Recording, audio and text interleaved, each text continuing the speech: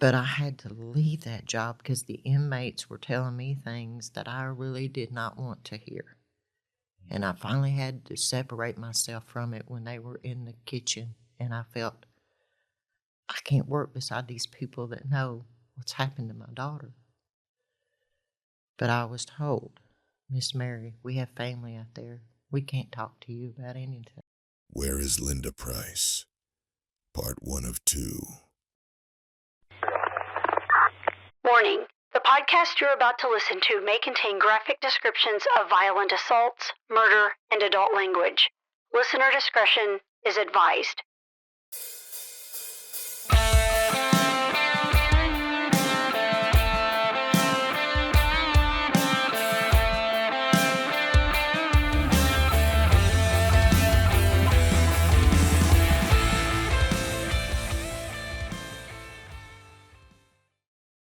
Welcome to the Murder Police Podcast. Today we're going to discuss the disappearance of Linda Price, and we have with us today her mother, Mary Elizabeth, and her son, Chase. Thank you all so much for coming. Thank you for having us. Thank you. David, how are you? Good. We've been talking about producing this one for quite a bit of time, and it's an important one to produce. We need people to know who Linda is and some of the circumstances behind her disappearance, and, of course, to ask people in the community to help out, and that's what we're going to do today. So thank you all for joining us. It means a great deal to have a little bit of faith in us to be able to carry Linda's story through. So thank you again for being here. Absolutely. Thank you guys for covering it. Yes, thank you. Well, why don't you start with telling us a little bit about Linda? You're her mother, Chase, you're her son. So why don't you just tell us who she is?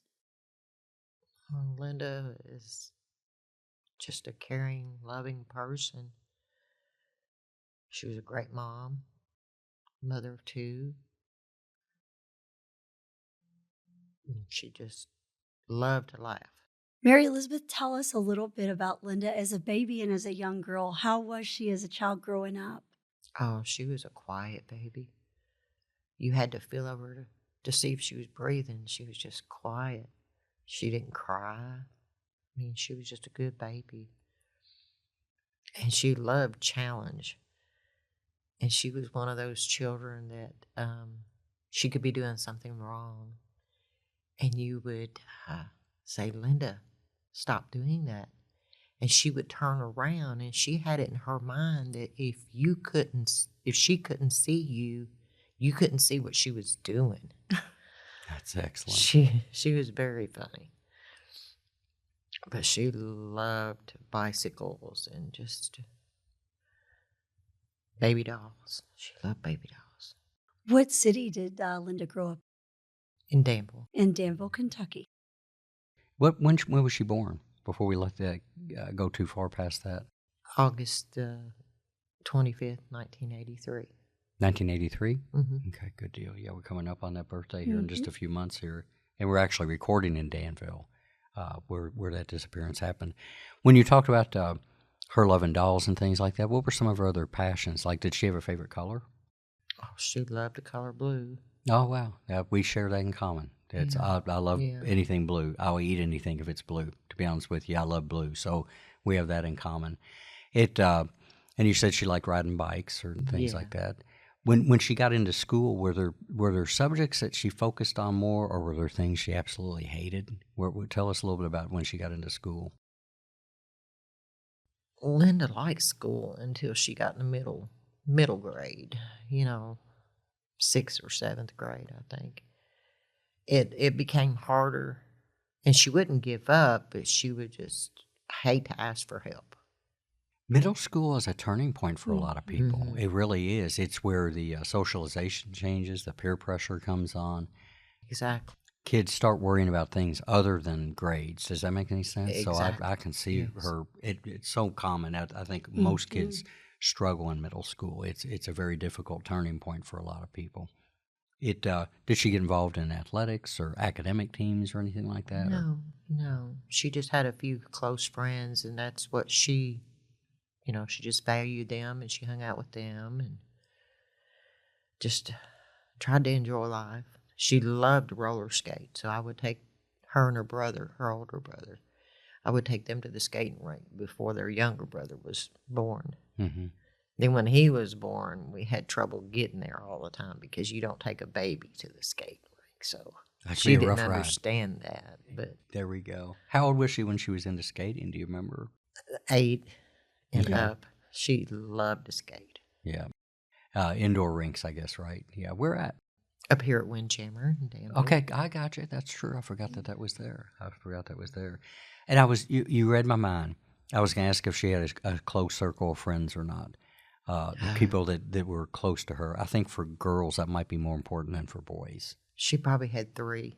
Yeah. Ah, there we go. Did they stay in touch over the years, or did they? Yes, she had 2 that stayed in touch with her for plumb to adulthood, Okay, even when Chase and Paisley was. gotcha. And sibling wise, you mentioned that. I was going to ask that too. Brothers and sisters for Linda, and how many, and their ages?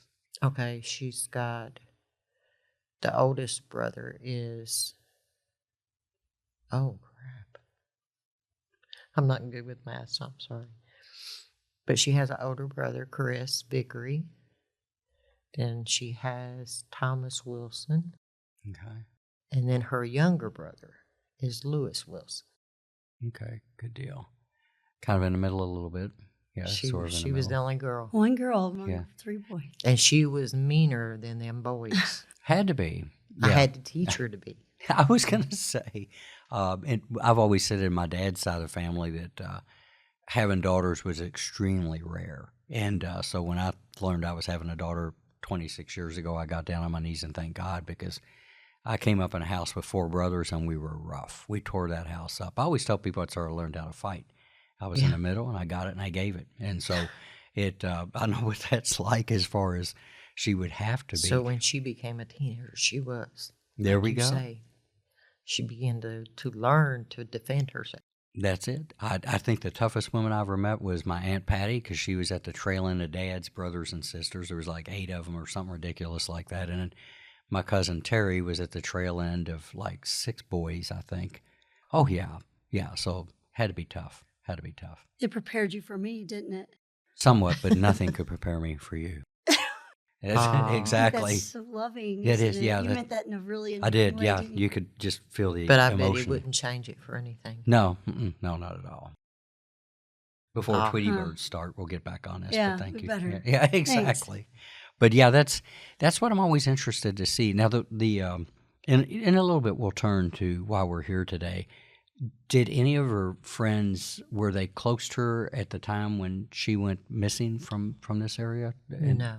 they just separated.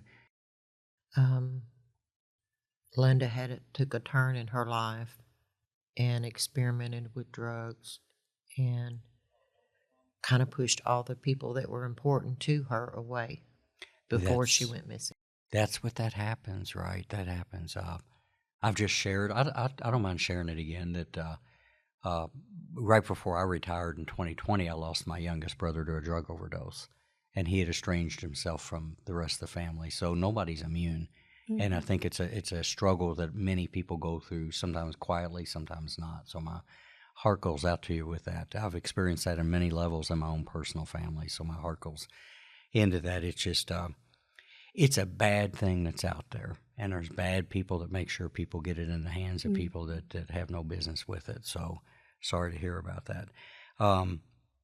So she enters into that, starts to struggle with that. That's a good way to put that and everything. It's on the basis of where some of the answers could be on this maybe too. Chase, you're her son.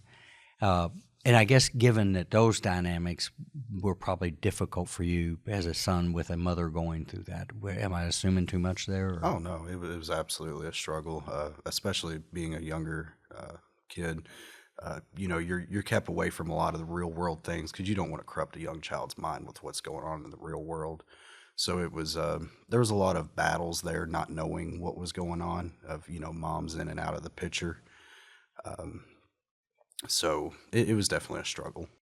Gotcha. Any idea how old you were when that struggle happened and you had to start dealing with it? Mom was what you would call a frequent flyer in the jails. Okay. So I think I was around the age of 7 or 8, but at the time of her disappearance was in 2015. The time I was 12. Gotcha. So it was about a 3 to 4 year um, period of time that I was dealing with that. Tough stuff for a kid. Mm-hmm. Tough stuff for a kid. Now, during that time, did you go live with your grandmother or stay with her when your mother was incarcerated? My dad, he was a single father. Mm-hmm. He had custody of us. He was struggling, with the divorce and getting back on his feet, trying to support 2 kids. So we were just kind of everywhere. We were passed around with the family. Dad's trying to make up, he's trying to get his money up.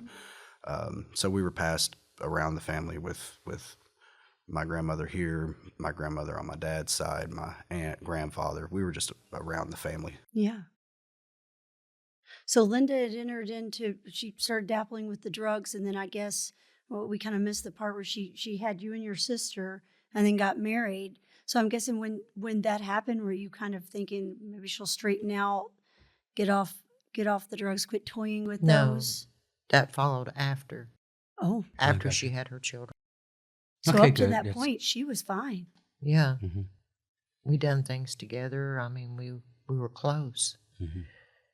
And I think her second marriage, after her and Chase's dad had divorced, she got with the Prices, and that's when she changed.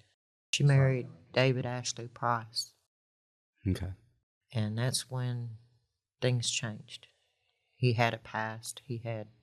His dad had history too. He was imprisoned. So you think there might have been some influences in that relationship? Yes, sir. Okay, that's fair Definitely. to say. Definitely. Yeah, fair to Definitely. say. How did you first notice that there was a problem? She would call me, and during this time, Mom and Dad divorced. Me and my husband divorced. So to pick up the phone and just call me, I was devastated in my own, and I do carry guilt till this day that maybe I should have been there more for her. I'm sorry. I thought I dealt with this grief, but I haven't. It's hard to talk about it. I carry a lot of blame that I wasn't there for her. I tried to end my own life in my own struggles, and I wasn't there for her like I should have been, and maybe I could have done things different. That's what I have trouble with. How old was she when it started again? She turned 30. Turned 30. A young adult then? Or not even a young adult anymore. I think we're limited on what we can do for other people even when we want to. But as So- a parent, you always try to be there for your children, Mhm. good Sure. or bad. Even my grandchildren, good or bad. I'm trying to be there for them. Right. Mm-hmm. Yeah, it's be careful about beating yourself up on that, because as adults we do It's start to make been decisions. 10 years, and I thought I dealt with quite a bit of it, but I haven't. Mm-hmm. Yeah, it's 10 years is a long time, and it's not a long time. A lot. But be careful about beating yourself up. Be careful. Sometimes as parents, we actually have to let our kids, especially as adults, make those decisions because we're actually more powerless than we believe. So be careful. Don't let that eat you alive. Don't let that eat you alive. Chase, going back to you again, I know you were young. Do you have any fond memories despite that before all the trouble started? Not really much of fond memories. There's a few here and there moments that I can recall of. My sister and I, we would go over to Mom's for the weekend, or during a school vacation week or something, we would go over there and hang out with her. One of the times that I do remember, she was with a woman. She was staying with a woman in Junction, or my apologies, Houstonville.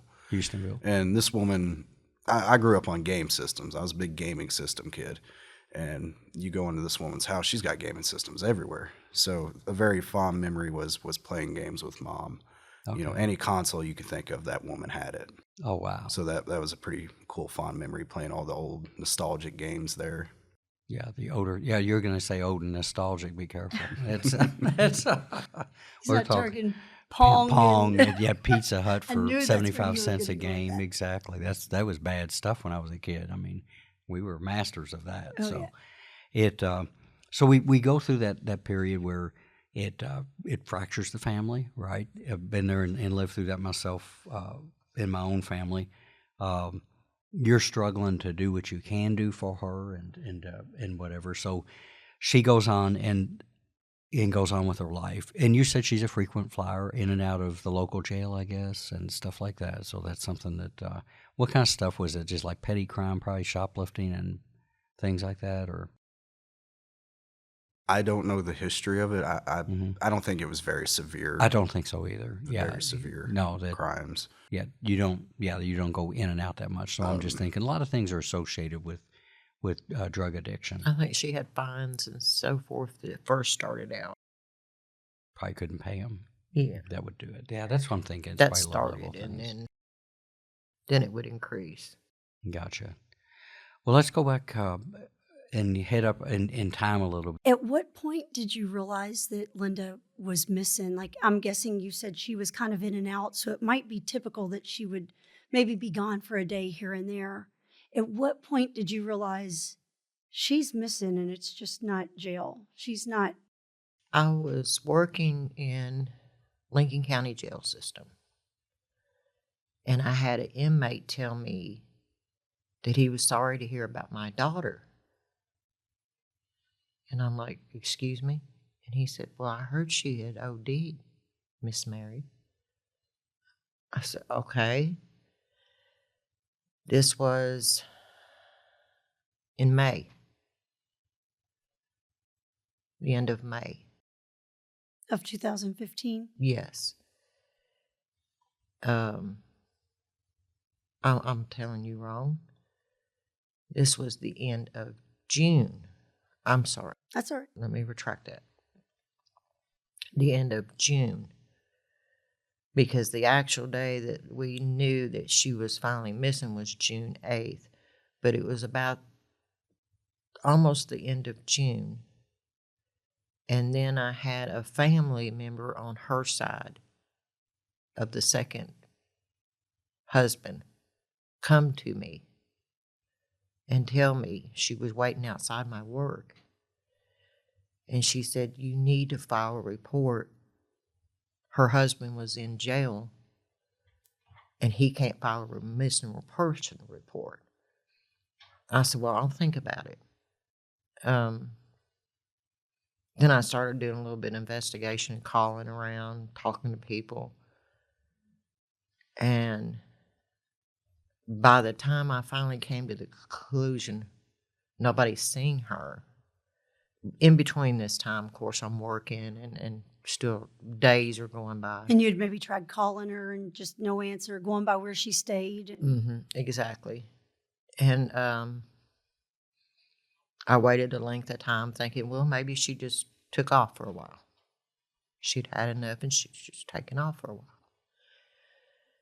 Because the last time I had spoke to her, her grandfather was sick and he was dying with cancer.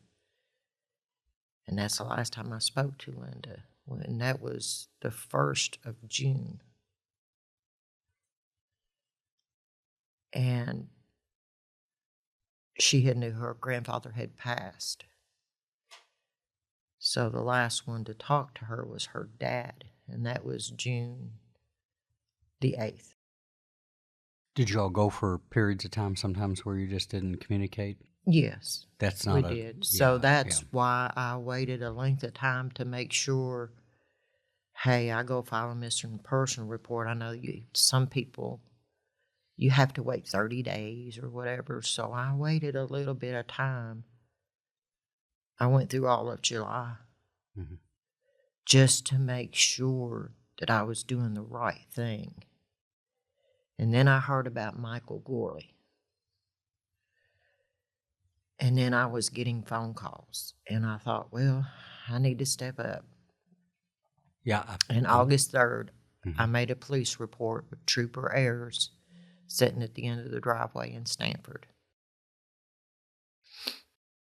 I'm still just floored by you working in that facility and having somebody bring you news about your own daughter that way. How did that I happen? had to finally leave that job. I loved that job. It was an easy job.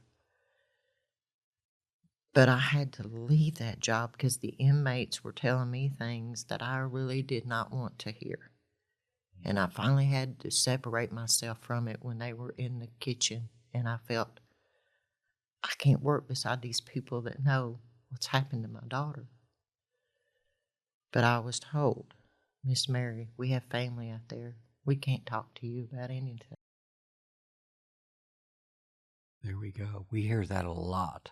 We hear when people are in your shoes that you'll hear those things. Mm-hmm. Some of it might be plausible, and we'll talk in a minute, Chase. You've done a lot of work on the background on this, and some of it's plausible, and then some of it is just like mean-spirited lies. Does that make any sense?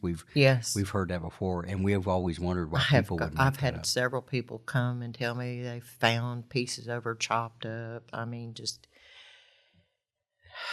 people talking, rumors. Mhm. There's the key word, rumors. That's a good word for it. In a And small everything town. I would follow up on.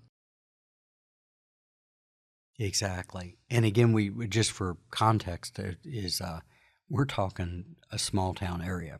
Am I right? Maybe a holler involved and a mountain involved and Yeah. everything where everybody knows each other. And to me, that makes it even more bizarre that people would know each other and they would express that information or manufacture that information. Or the big one we'll talk about in a little while too is if you really know something, why you're not taking it where it matters to actually bring peace to a family. We'll get there here in a few minutes. But again, I'm just trying to put myself in your shoes as being in there and having somebody approach that. And then the rest of the stories here in the kitchen like that had to have been unreal. So during this time, you were just kind of waiting, like maybe she'll call. That's and what I thought. Maybe she'll show up. something was wrong and she had to distance herself. Is what I had felt. And I thought, well, she'll call me. And I guess Chase, Because there for has you- never been a length of time that she hasn't reached out to Mom. Right. But when that length of time went by, I knew I needed to do something. Did your intuition speak to you? Yeah. I think that's not uncommon. A mother's intuition is one of the strongest things on Mm-hmm. on the planet. So Chase, during this time, had you were, I believe you said you were 12, had you just kind of wondered, where's my mom? Or was it not really something that you thought much about at that point? It was something that I definitely kept in mind, but I didn't think of it as something very severe. I didn't think of the severity of the level at which she was gone because, she was in and out of the picture. So I didn't think of it any differently. Mom's just out doing mom things. She'll be back. And I guess, Mary Elizabeth, you had reached out to her ex-husband, Chase's dad, and asked him, hey, have you heard from Linda? And he just Nobody had. Nobody. So during this time you're waiting, you filed the report, and were you still at the jail at that point when you filed the report working? Yes. So you just keep every day kind of waiting to hear, or maybe still trying to contact her and nothing. Exactly. So how long does that go on for before you take your next step? And what was your next step? I guess there hasn't been. It's just been a waiting game. in that time between you making a report and then we're going to pick up a couple years later, you become aware of it as a young man. Did the police give you any updates? Did they have any theories? Did they ask for anything from you, or did they?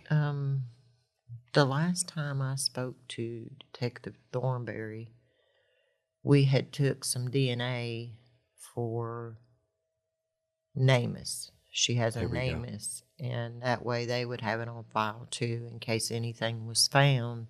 Then it would be on file to match her DNA with. Super But important. they took a sample from me and her deceased dad now. He deceased since then. Very important. And he's been gone